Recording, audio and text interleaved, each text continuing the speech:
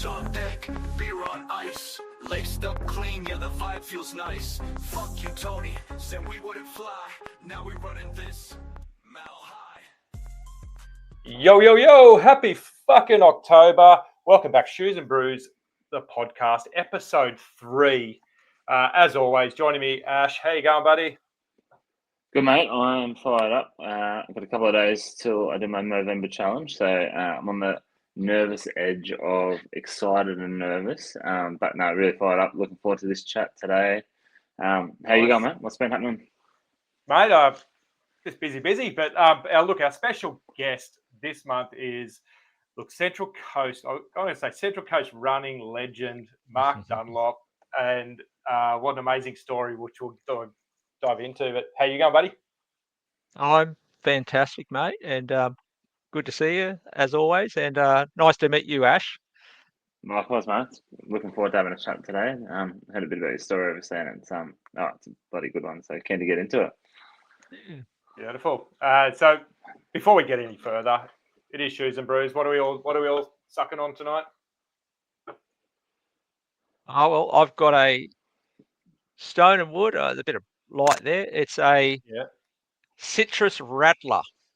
I don't usually go for fancy style additives, but it's supposed to be refreshing with a hint of citrus. So I do like the Stone and Wood beer.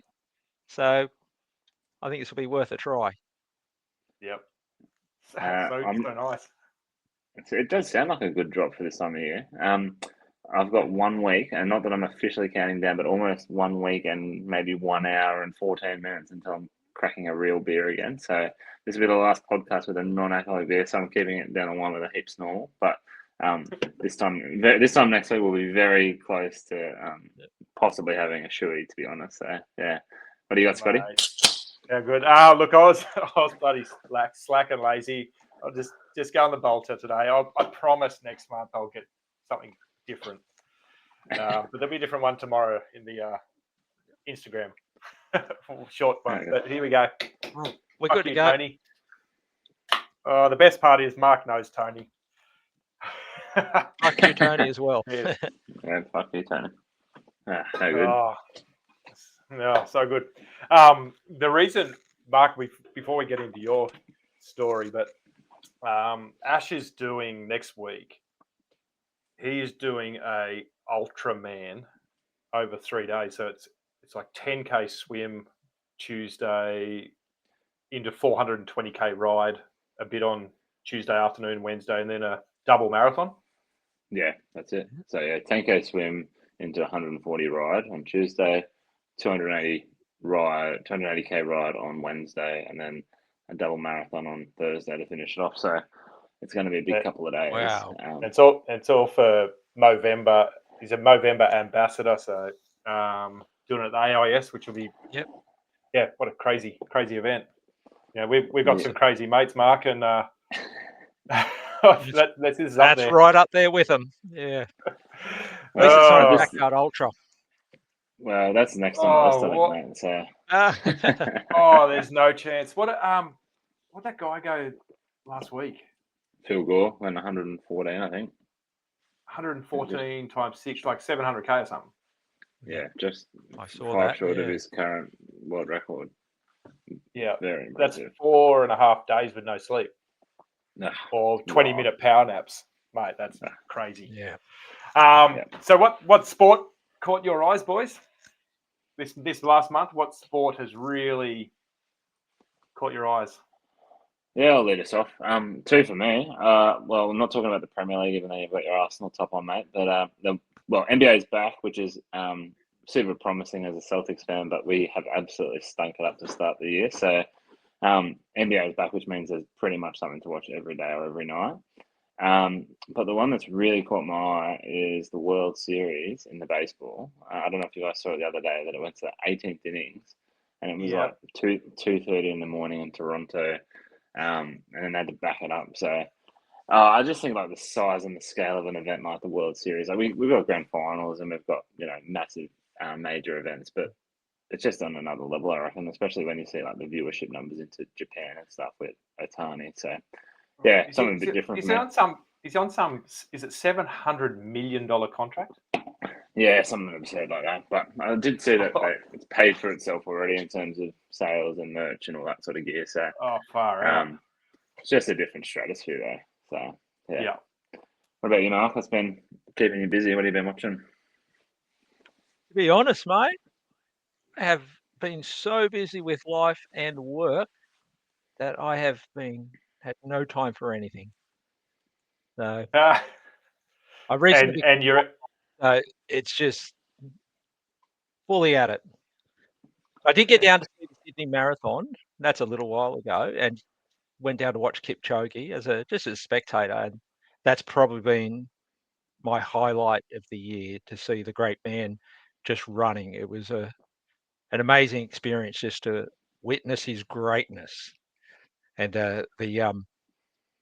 all the crowds. You could just see everyone there, and even watching the other runners reacting to him being there. That's probably been my highlight for the year. Really can't top that one. I don't think we'll to see him run personally. I don't think we'll get to see it again. But to just, even though he was up in he was sort of, top 10, but not at his best. But it was almost better to see him running on his own at the point when I saw him, and just the adulation of all those around him. So that would be my highlight. To see the best of what I feel the best of any sport is just pretty cool. Like, mate, I mean, Mark, you're a mad basketball NBA fan too, and same age, sort of. Michael Jordan, just watching Michael Jordan in the early 90s and mid 90s was, mate, he would have been unreal to watch live. That would have been a bucket list type of. Yeah. It's funny. I was in the US. Yeah, I was in the US when he was at his peak, but you just couldn't get tickets. And I think, Kipchoge is just like the GOAT of running, but he's also just an incredibly decent man. Yeah. And he's so wise, and, and I think he's a lot younger than me. He's a man beyond his years, which is sort of very surprising if you ever taken the time to listen to him speak. He's so wise. Some of and his podcasts, some of the podcasts he does is incredible. But I suppose they do experience a lot in there. A 40-year-old athlete that's been the best in the world experiences what we would all put together. For sure. Yeah, mate, crazy. For me, Arsenal, we are top of the table. 3 points clear. We're a win up. And I know, Ash, you're a Liverpool fan, but it's mate, it's been good to see them lose 4 in a row. It's the first time that's happened for is it over 20 years or something? It's something stupid. Yeah, we need the international break to come fast. Yeah, it must be a week or two. They seem to be every 3 weeks. We'll let the Gunners have their drop off post Christmas pudding and see where they land out.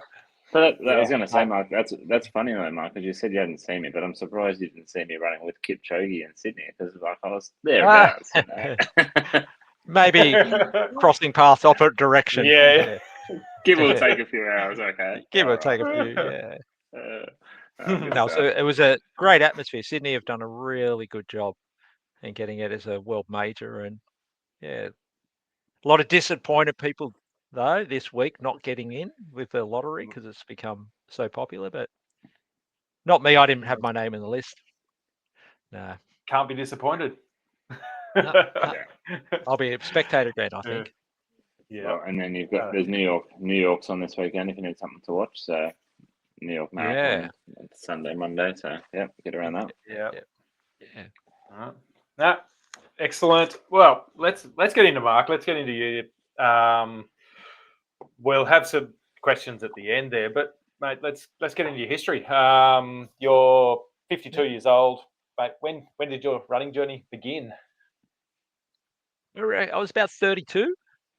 So got to running a little bit later. Always been a basketball player through the teens and through the 20s, and then started a family at 30, and those first couple of years, just sort of health and fitness got away from me, and I got the weight on packed on quite a few kilos and hit 98. Didn't want to see 100 and thought I got to do something now. Yeah, so I started doing a bit of boot camp training, and part of the boot camp training was every month we did a little fitness test. And part of that fitness test, I think it was a 2K run.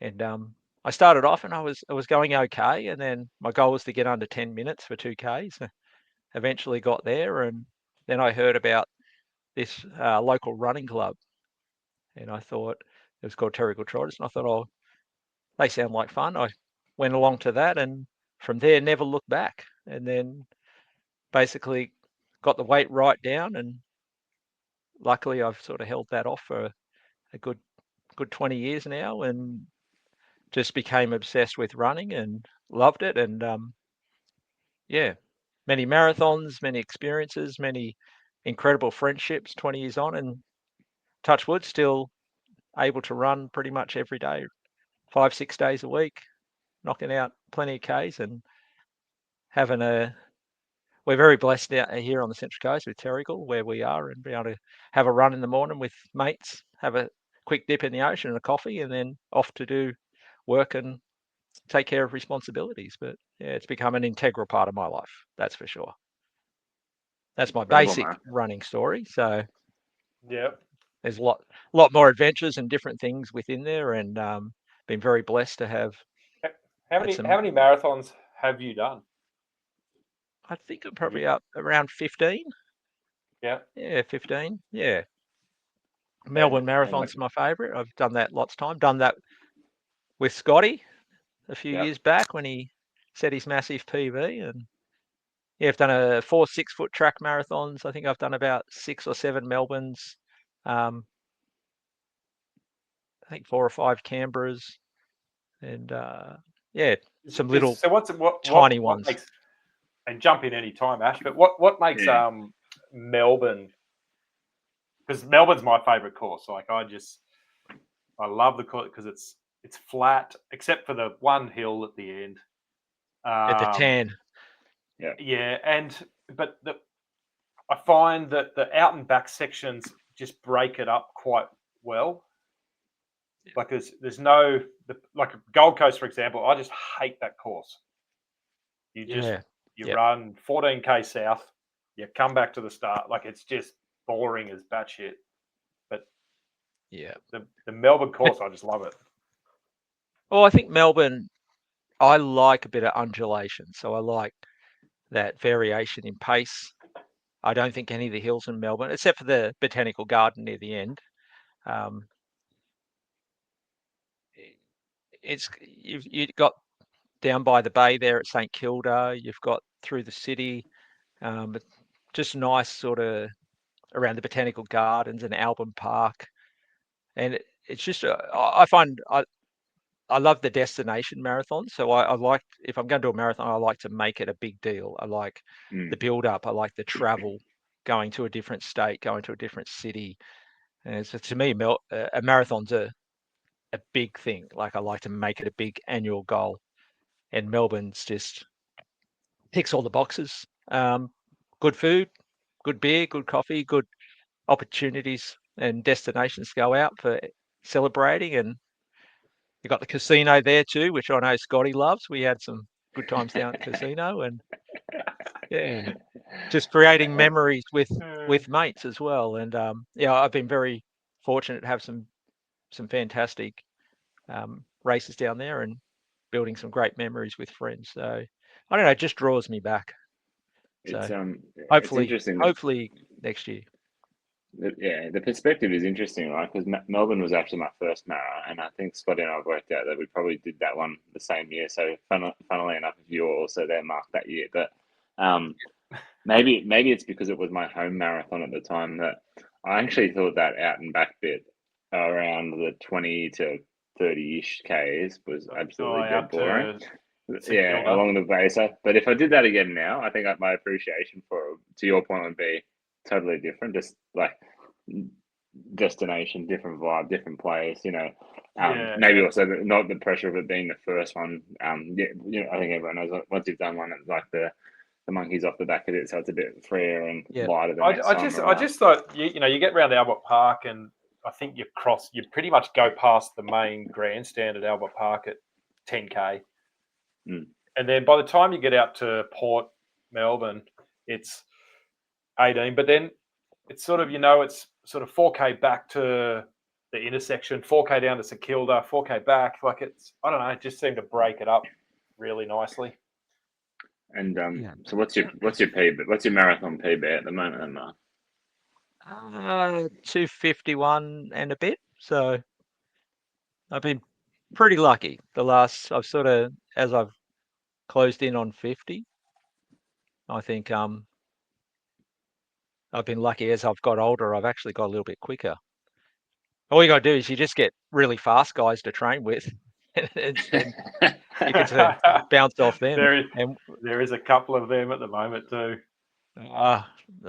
We've got a few weapons in our little crew of guys that we train with, and I think the best group that you can be in is one where you're not the best runner. You just and there was a time when I was maybe could be considered one of the best runners in my group, but now I'm sitting firmly right in the middle, I think. So yeah, and it's been within our group, everyone gets inspired by the guys around them, and you're only limited by what you think you're limited by. And I think I've had guys show me that what's capable by example. So yeah, I've been inspired in that way, and I like to think that I've probably inspired a few as well. And so what sort of mileage are you clocking up if you're doing 5 or 6 runs a week? Like what sort of kilometers are we talking on average for a week for you? I reckon right now I'm averaging probably between 70, 80, 90 a week. Unreal. Yeah. Good on you. I had a look at your yearly stats. I think you're on just under 3,300. Yeah, so I don't know what that average is to, but it's over 70. Yeah. Well, a shout out to OJ. Scotty knows OJ. He literally does not like doing a morning run under 14k. So we knocked out 15 this morning, and when the boy's in shape and he wants to run, there's nothing. I think 12k with OJ is probably the shortest that we do. So I'm hanging in there. The body's holding up. Good on you, man. That's unreal. I want to. So one of the big stories, like we had obviously COVID 2021. We had a 3-month lockdown, and pretty much all events were cancelled and whatever. But it was 2022 where was it 22 or 23? It must be 22, where the boys decided. So the 520 crew decided we want to do a marathon. Am I correct in the year, Mark? Yeah. 21. Was it end of 21? It's 4 years. Okay. Yeah. Okay. So they decided. You guys decided to do your own marathon course. And we booked in for Melbourne. Yep. And Melbourne got cancelled. So then we decided just to go ahead and work our own one out. So I remember the day that it was. They decided to run from Terrigal to the entrance and back, which is pretty much it was a full marathon, and you had cars out there with drinks and bikes with cameras and drinks and mate. So what happened? I mean, I know you're open about it and talk about it, but at 32, 34. 32. 32k, you're on track for another sub 3 in a homemade marathon. Yep. Like you're cooking along. Running with OJ. OJ happens to be a GP, which is there's a lot of blessings in that. But absolutely, you collapse over the side of a railing. What's your? I mean, you would talked about it with the boys a lot. But what's your memory and what happened in that day.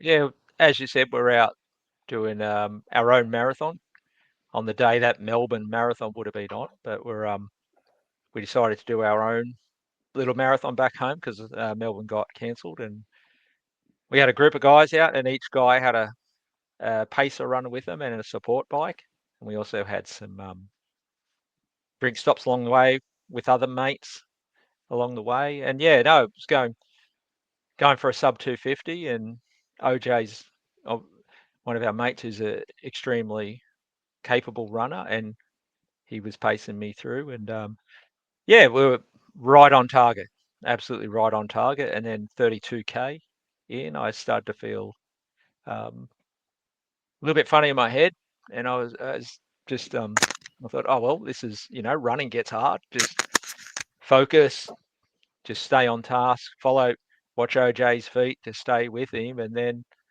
yeah, the next thing I woke up face down in the dirt, wondering what was going on, and yeah, long story short is yeah, had a stroke, and yeah, it sort of changed everything. The funny thing was I was laying down on face down in the dirt, and I don't know how long I was out for, but I woke up and I looked over at my watch, and my watch was still running. My first thought was I got to pause the Garmin, and then I remember I was laying down, and I thought, I'm looking at my right hand, and I was trying to pause the watch, and my right hand's not moving. And I thought, that's really strange. I just can't pause my watch. And there's thought nothing of it, and then sort of came to, and then asked the boys to sit me up. Can I sit up? Because I was literally had just the running tights, no shirt, face down on the road in the dirt, and then they went to help me up, and my right side, I couldn't move my right leg, and I couldn't get it under myself to help me up. And I thought, well, that's really odd as well. I had no idea what's going on. Like, a stroke was just not even a thought whatsoever. And then yeah, like Scotty said, that OJ is a GP, and He's a ship bloke for not so stopping your watch, though. oh well, there's more to that story. Anyway, he luckily, being a GP, he sort of noticed a few signs, which was and this is a good story. This is a good sort of message for anyone, because we're all men. We're all sort of getting to an age where these things can happen, and understanding the signs that it can be, which is facial. He noticed that one side of the face was drooping, also slurred speech. And I remember he grabbed my hands and he asked me to squeeze, and so he held my two hands, asked me to squeeze the left. I could squeeze it, asked me to squeeze the right. And once again, I was looking at my hand. I'm like, that's strange. Why can't I squeeze his hand? And then I remember he dropped my hands, and then got an ambulance, rang AAA, got an ambulance there, and then off I went. Eventually, off I went and got to hospital. And even then, in the back of the ambulance, yeah, I had a second stroke in the ambulance where I was totally paralyzed, and I thought that was the end. Sort of all those stories you hear about when you're people in that last moment, they think they're going. I was there, and to be honest, I've told people this, that I was actually really peaceful. I was pretty content. I lived a good life, and my boys are a bit older, and I thought everyone will be okay. So that was that's a little deep probably for the Shoes and Brews podcast, but No, look, just to say that what we're about is, yeah, we want to find out different stories, but as Ash said the other week, it's about men's health, right? It's telling our stories absolutely, and having a beer, having a run. That's why we run, for mental health. So, mate, yeah. And when you and I know, Scott, we've been running Brews together, and I consider you one of my best mates, and really care about you and your family and your life, and things go well. And I think this, for me, has really cemented those important relationships with mates. I'd like to think prior to this, I was really close with mates, but for me, it's just given me a whole different perspective on life, and live for the moment, and let those people know, and your mates included, let them know that you love them. Let them know you care about them, that you value them, and that creating memories and times with your mates and talking to your mates is really important. And never assume that everyone's okay, because I know through this journey that at times I haven't been okay, and there's been people reach out to me, and I think it's extremely important. And with Ash, with the Movember, that what we're doing now, and being around your friends, and just being aware of the signs, just dropping a message, asking if you're okay, and letting your mates know that you love them. Like, there's nothing wrong with telling your mates that you love them. Like, let them know that they're cared for. So, and through this whole thing, I've been the beneficiary of lots of love from my mates, and also it's just got me closer to the important people in my life. So, yeah, there you go. Thanks for sharing, mate. Like that's an incredible story, but also like the message. Like this podcast is about wherever we want it to go, and like we run because it's important to us. It's a huge part of our life. It's how we look after ourselves and our mates. It's also how we have fun and create a sense of community. So like actually sharing these stories is really powerful because it gives others a chance to know that it's okay to share too. So thank you for sharing. I have to say I've got shitloads of questions, but the one that's really on the tip of my tongue is, what was your elapsed time for your run? Elapsed time? Yeah. Was it stopped in the amber? Did it get stopped in the hospital? Did you look at it after the fact? Did you look at your watch out? If anyone watching, or even yourself, want to check my Strava, here's the funny part of the story. So I got loaded into the ambulance, and I looked over at my watch, and I sort of got a bit of feeling back, and I've jiggled it over, and I've gone to pause it, but unbeknownst to me, that one of the boys had actually paused it for me, so I unpaused it, and then when I had the second stroke, I actually put it back on again. I put it back on, had another stroke, and then I couldn't move. So if you want to go and check Mark Dunlop Strava, I've got picked up a few segments on the ambulance because we were under lights and sirens. So yeah, I was traveling at over 100k in the back of the ambulance. But I have to check out the heart rate at that point too, just out of curiosity. Oh man, so it's funny the things we think of. You're in a life changing situation. There's a reason there's a lot of memes and things about stopping the Garmin. Yeah, that's for sure. Priorities. We're a bit obsessed. It's no way. It's not. Oh, sorry, Scotty. You go for it. You go. There you go. I was gonna say, in episode 1 we talked about our funny running stories, and in no way is mine comparable to having a stroke. So please, don't think I'm that naive. But when I did collapse 200 meters from the finish line at Melbourne Half Marathon, then some beautiful person did stop my watch. It was equal parts insulting because I knew that I hadn't gone far enough, but also lovely that I'd stopped it at a pretty handy time. So anyway, thanks to that person if they even know they are.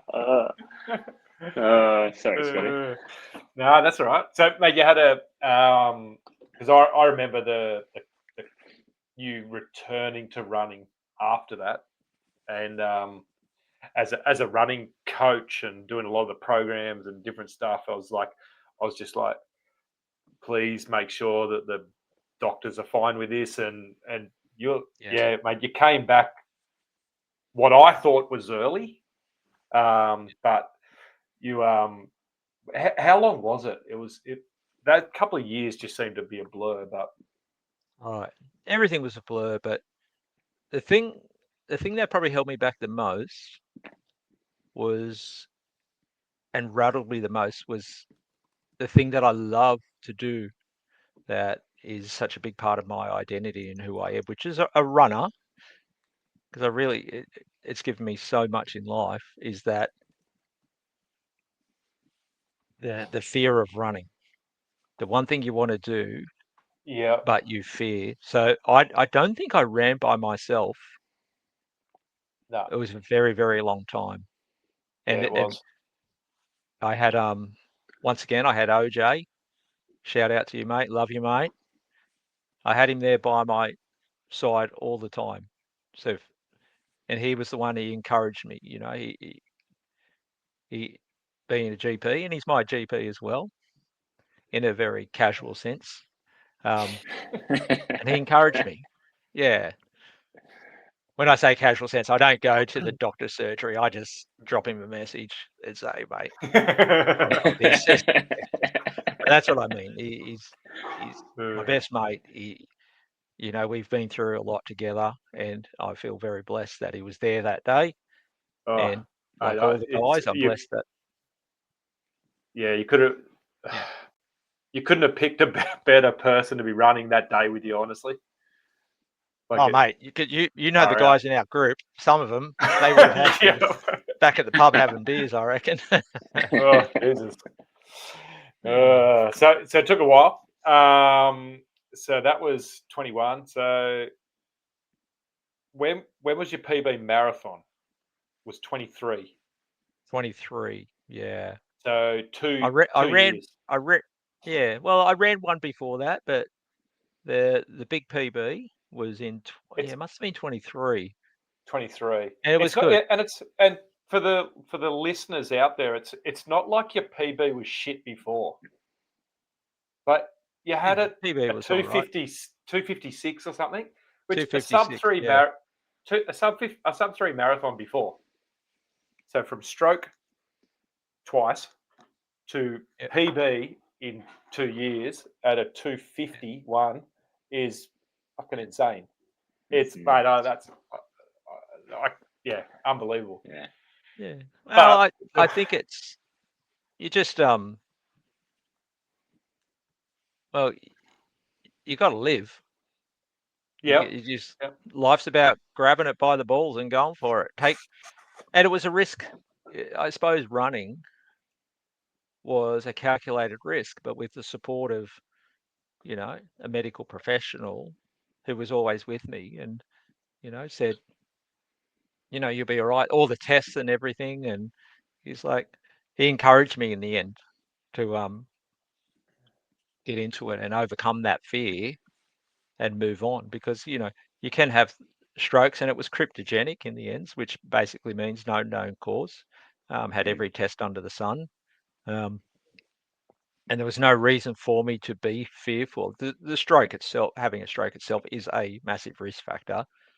But you only I've really had so many adventures, not just running, but different adventures: scuba diving, mountain running through the mountains, and canyoning, and all these crazy things that we do with the guys. And I just about, even though I'm 52, which is starting to get on a bit, it's made me realize that the time is precious. So do things now, go for it. What do you got to lose? You don't. There's no guarantees in life. Certainly, the last couple of years, I know everything and anything that's going on. You're like, yep, I'm in. So end up. It obviously has straight away. It has changed it. Yep. Fuck you, Tony. Hey, this beer is actually pretty good. It is. I wouldn't drink it all the time, but citrusy. It's not. No, just a hint. Refreshing. Yep. Yeah, no. Good for summer. So before we get into I call them fast five, but it might be a long 5 questions. Depends on where we want to go with it. So PB Marathon in October 23. Yep. Then the most gloating, is that the right word? Anyway, the most we've heard from you about your running is 2023. Sorry, no, it was 2022. 2022 Beer Mile Central Coast champion. Correct. So I had never heard someone talk about them being the beer mile. Like, 251 marathon is fucking impressive, right? But someone talk about a beer mile and how, mate, I'm the beer mile champion, and then you won that in 22. you back up and win it again in 23. I So think that's right. yeah, see, I'm sure you won 2 years in a row, and like, mate, everyone loves you. And it's just like, oh, can fucking someone else win this thing? They But did not want me to get a three-peat. no, but the person that's won it has won 2 in a row now. I think he's under assault this year. I think he's going to be tough. But the person that's won 2 in a row, Craig Rangott, can someone else fucking win? Because I'm sick of hearing about the fucking beer mile champion. Well, Mate, you want to watch out. Yeah, I'd like you to win it again because he fucking gloats more than anyone I've ever met. Everything would have to go exactly to plan. I can outdrink him, I know that, but the running part is, I'm still pretty handy, but yeah, I'd need to get those beers down quicker because that's where I'm going to make up my time. Would you rather a sub 250 marathon or another beer mile championship? Ooh.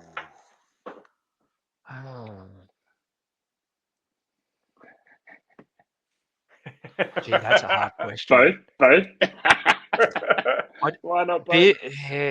Beer mile champion, but with a faster time than Craig Rangott has run. So, Well, I think all the money's on Luke, isn't it? Oh man, it's a flip of a coin. Yeah. I reckon, yeah, for all your listeners, the Central Coast Beer Mile is back on December 6th at Adcock Park at West Gossett at 5 p.m. It'll be a cracking field this year. The smart money is probably on Luke, but if Craig Rangott and Luke Owen, they haven't faced off in a race yet, so if it comes down to a sprint finish, the big fella, Lukey Owen, money's on him. So Rangott's, he wants at least 30 meters on him. Yeah, if they're beside each other, Luke's got him. But if Rangott can sort of get a lead out early, one thing that will happen, Luke will be conservative. He'll have a plan and he will stick to it. For Rangott, rattle him early, and if he does, that's his best chance. And I want him to go hard early because there's a chance he might chunder and he'll have to do the penalty lap, and then I'll beat him. So, how much do you think good commentary comes into a good beer mile, Mark? Is it all about like a good commentator can make or break it? Well, I've asked for a commentator this year, and Scotty has accepted. So I think he'll be brilliant out there. One thing about the Central Coast Beer Mile is we do get a good crowd there. A lot of spectators. It's as much a spectator sport as it is a participant sport. Oh, I think it's more of a spectator sport. Yeah, well, I've never spectated. I've always been in there in the field having a bit of fun. But that's what it's all about. It's just about letting your hair down at the end of the year, and it grows every year. Last year was quite a big year. We got a few more running groups on the Central Coast between the 520 boys, the Nangers from Mount Penang, and now we've got the Woi Woi runners with some exceptional females participating now. We've put it out there far and wide. Whoever would like to turn up, it's a thing called a fat ass event, which means it's a sort of event that's just put together. For your listeners who don't know what a fat ass event, it's an event with no entry fees, rules, or organisers. You just turn up at the place and then participate. So, and plus, I don't want the liability of 100 drunken idiots on my name. So, yeah, no way. Enter at your own risk. Yeah, so good. Well, let's move into the questions. Ash, you can lead this, mate. I'll fire these off at you, man. So, as Scotty said, like these can be as fast as you want, mate. These are just the typical questions that we like to. We've all got in common, right? We all love running. We all love having a few frothies. So, I feel like we might already know the answer to part of the first question, but the most influential person who's had an impact on your running career, who are they? And sort of like give us a bit about what impact they had on your running career. well, all the 520 guys that I run with regularly, every single one of them, over like from the start to now, as a group of guys, they have impacted me on a daily basis, not just with running. When it comes to the most impactful, I'd have to say, firstly, it'd be a good mate of mine, Mick Miles. He's sadly no longer with us. He passed away, I think it's about 8 years ago now, and that Yep. was a massive shock for me. It's incredibly hard. He's the one who I ran with him all the time. And a bit of background, I'd been trying to break 3 hours multiple times. I just couldn't get there. And then Mick had said to me, I know you can do it. I'm going to help you get there. He'd run a 240 flat a year before, which blew us all away. And he said, oh, whatever, I'm going to train you. I'm going to put a program. I'm going to come and train with you. You just tell me the days you want to do it, where you want to do it, and I'll be there. And long story short, later that year, we went down to Melbourne, and along with Melly McDonald, a very good friend of ours, the three of us crossed the line, hand in hand, cheering at 256. So good. it's just that having someone who just said, I believe in you and you can do this. And from there, I've never really looked back. And then over the last probably, I think it must be 7 years, it'd be Owen Green, the doctor who was with me. It's sort of hard to single people out, but I'd have to single out OJ. I just, on top of everything, just waking up and getting out there and putting each other through torture some days, and just Scotty knows I like to talk a lot, so I pretty much don't shut up on a run and that. And he's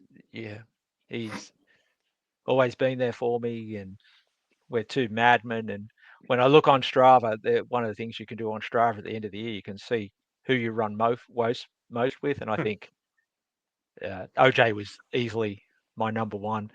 That being said as well, I'm pretty proud to say I was the number one for probably about 5 or 6 guys. So they'd always turn up and Nice. that honestly, I'd have to say that's my biggest brag when it comes to running, is that for a lot of the guys who come down and run out of Terrigal, because we beat at 5:20 a.m. pretty much every day. Whenever Yeah, guys turn up, 520, I'm pretty much 520 always ish. there. Owen Green. Yeah.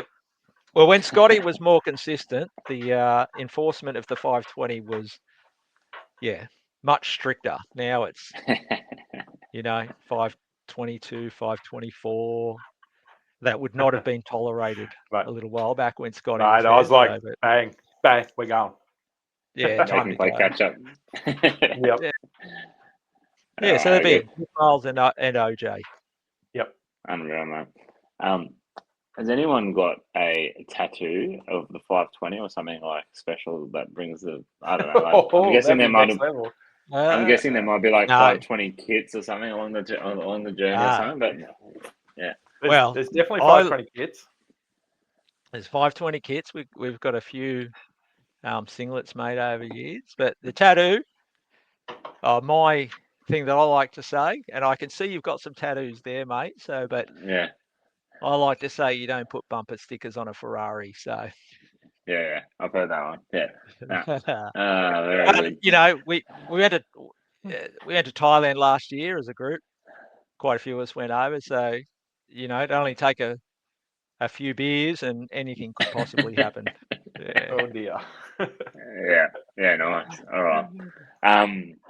So we've gone pretty deep in terms of like a life-changing story, right? But and maybe the two parts to this is we want to hear what like one of your funniest stories is. We sort of got to the point that everyone's got a bit of a poo story, so we might separate the poo story. But like, have you got just a funny running story that when you think about, like, it's a really good memory or something that just gives you a good giggle or that comes up in the group chat or at the pub often? Oh well, with the 520, we've got probably the biggest one we talk about with 520 a few years back. We did. Wait, someone's making a bit of noise here. We did a thing called 7 Crowns in the middle of the pandemic when we set a week of running, and it was full lockdown, so you really couldn't do a whole lot. And a good mate of ours, Stu Eddy, came up with a big plan of 7 days of running, and every day you had to pick up a crown. So the stories from that week about people going out, you know, in the middle of the night, middle of the day, you had to pick up a crown, but then you could steal the crowns off your friends that day, which meant that you have to go back out to get another crown. The goal was on the 7th day, you ended up with 7 crowns. And I remember it was the 7th day, and I was out near midnight because I knew that one of my mates would be out stealing my crown at around 5 to midnight. So I had to pick up another crown at like 3 minutes before midnight. So it was through the pandemic, it was a really nice way that we could all connect and get out and about on our own, because you literally, I think you're allowed to run with one other person. Yeah. And it was a hectic week of guys. So going I out. reckon that wasn't the full lockdown. I reckon that was 2020. 2021, we had that 3-month lockdown. Yep. So I know we were under restrictions because I went out one night. It was and our other mate Mark Lee, he put on his council uniform and went out with his laptop. So if he got pulled over by police, he could say that he's going to do a water inspection, like to one of the council assets. And so that week, that was an incredible week. That's one we still all talk about. I love it. Yeah. For a running one, that is. And lots of other stories of things that happen in Melbourne, but sometimes the things that happen in Melbourne casino can stay in Melbourne casino. Yeah. I'll tell Ash. I'll tell Ash next week. Yeah. And who do you barrack for sport-wise? So your Central Coast, do you go for Central Coast teams or anyone? Yeah, and you said an NBA off the top. Who do you barrack for? Oh, well, the mighty Manly Warringah Sea Eagles, of course. But yuck. Yeah, I'm going to have something that, and we love it that everybody hates us. They've been a while. They're due. The only team to win a premiership in every decade. So I'll brag on that. Yeah, Manly NBA. Obviously, being a basketball fan, like I was pretty much Chicago Bulls back in the day. Don't mind the Golden State Warriors, but yeah, that's probably my. I still watch a bit of basketball. I actually gave up basketball. Played basketball right up until I was probably about 40, I think. And yeah, I just had to choose between basketball and running, and honestly, basketball was too hard on my body. So I just started marathon running instead. And honestly, it's been so much easier on the body. So, yeah, right. Basketball's pretty harsh. They're two main things. Yeah. That's my two main sports that I sort of follow a bit. Yeah. Now, I'm guessing your answer for the next one might differ, but so because you run in the morning, right? So I'm hearing that you're a ritual morning runner. So maybe not necessarily the food you think about when you run in the morning, because maybe that's brekkie. Maybe it is, but let's just say you were doing a marathon block, and after the marathon, what's the food you go into? Like your go-to feed after a massive session or after a marathon, or what's the sort of food that comes to mind that you really want to jump into after running? Well, it's a little boring, but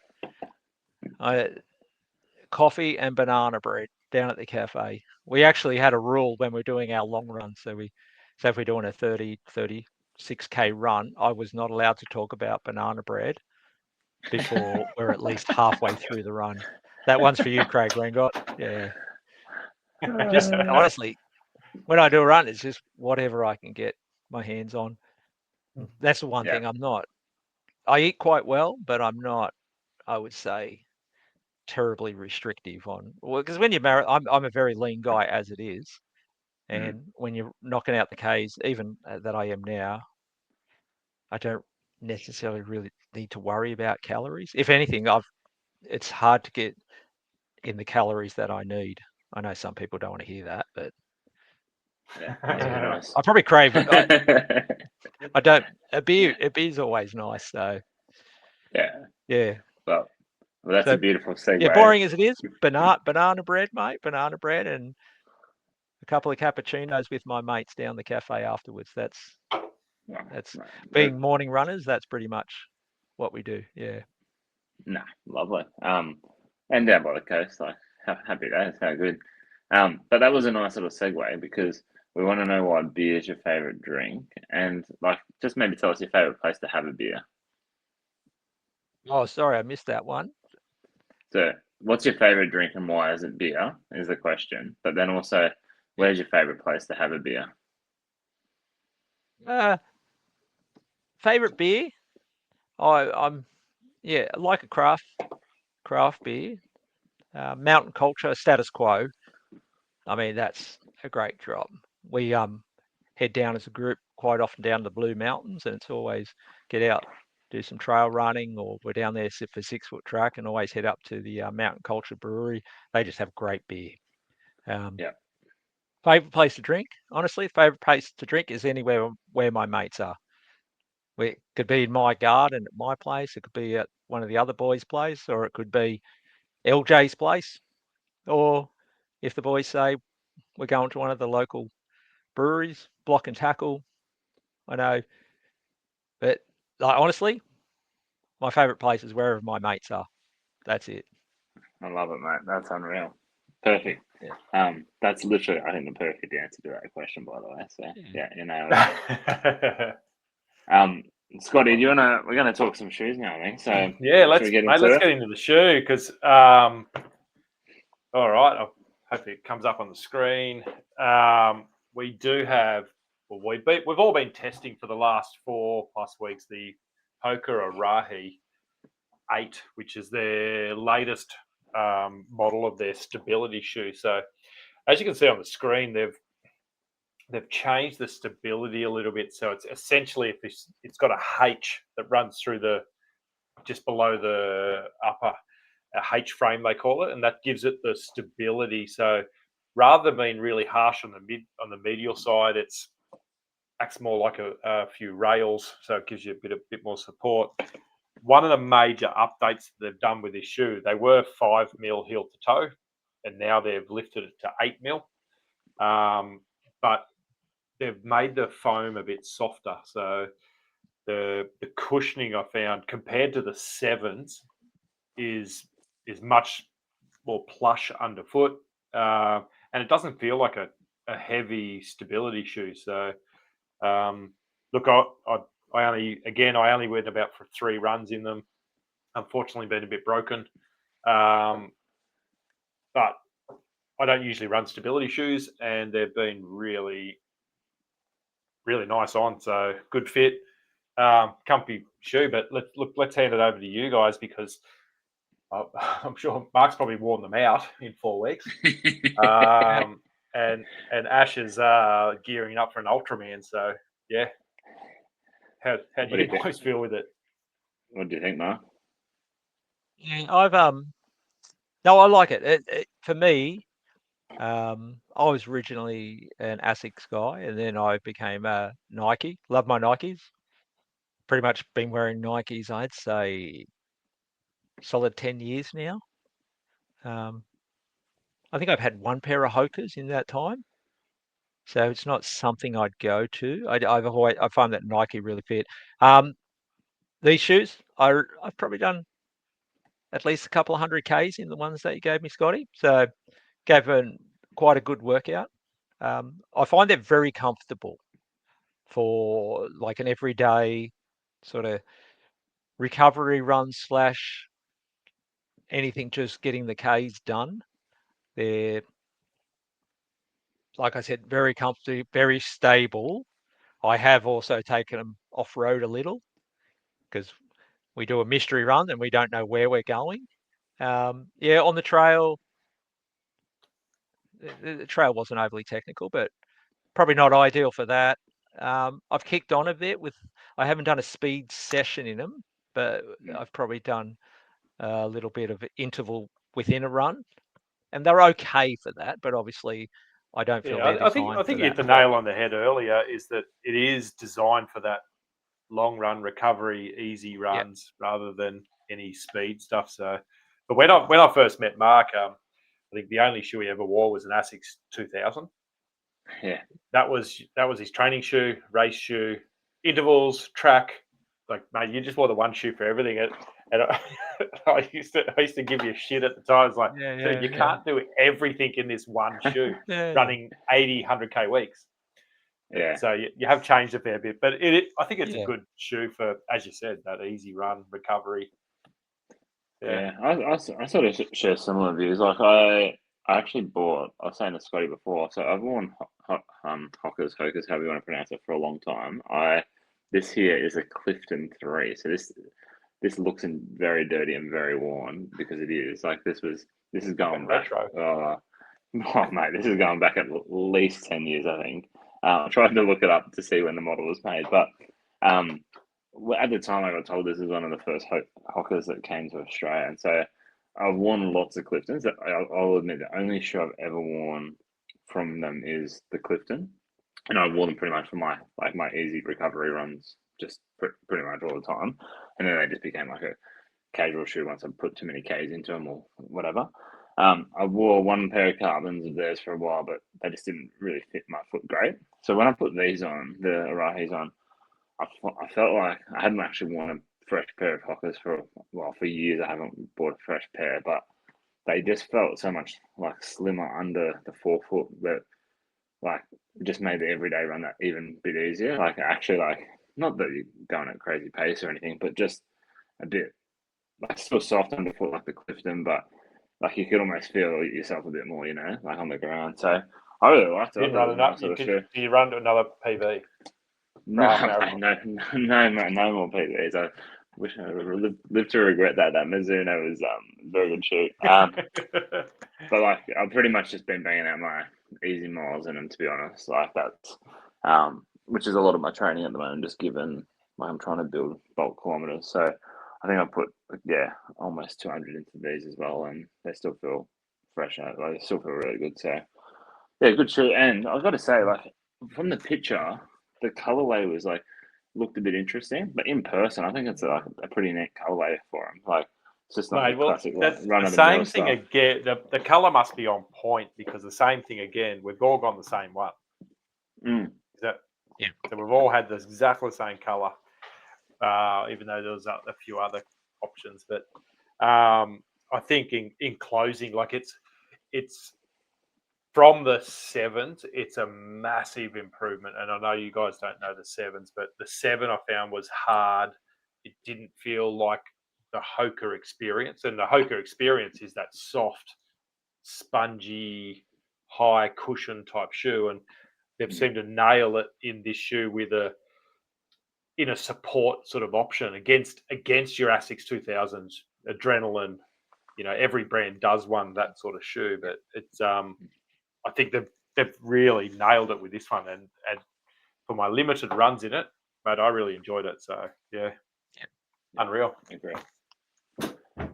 Very comfortable shoe. I'll say that. Yeah. Very comfortable. Yeah. So unless essentially that's it for the podcast. Next month we are the Brooks Adrenaline GTS 25, which launch. Well, there's no official launch date, but they're arriving in stores now. We'll get them out, and we'll have another special guest I'm just trying to do the finishing touches there.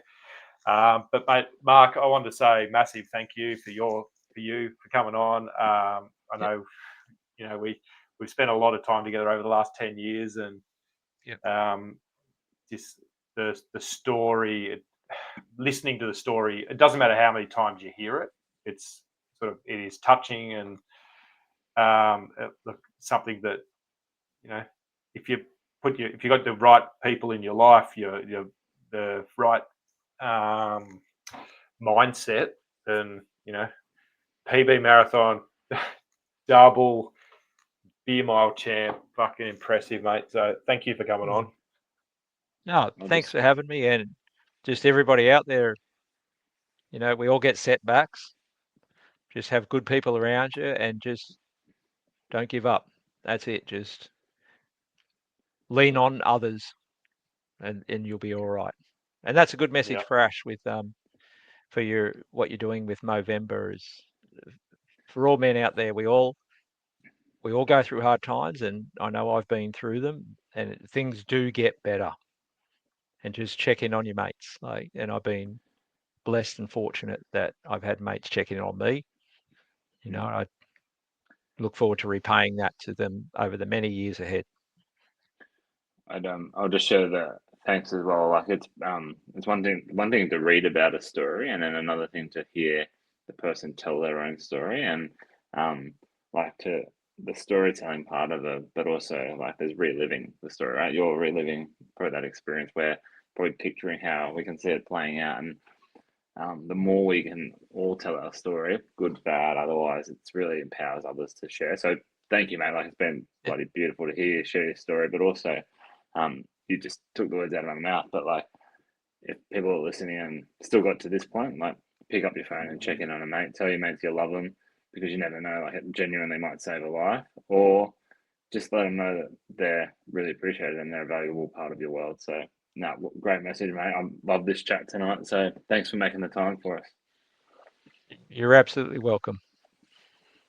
Mate, thank you. And look, we'll be back next month. Look, like, subscribe, follow us on Instagram and Facebook. They'll be on YouTube as well. I'll get that up in the next couple of days. And mate, thank you all. And we'll catch you later in November. Love you all. Shoes on deck, beer on ice, laced up clean, yeah, the vibe feels nice. Fuck you, Tony, said we wouldn't fly, now we running this.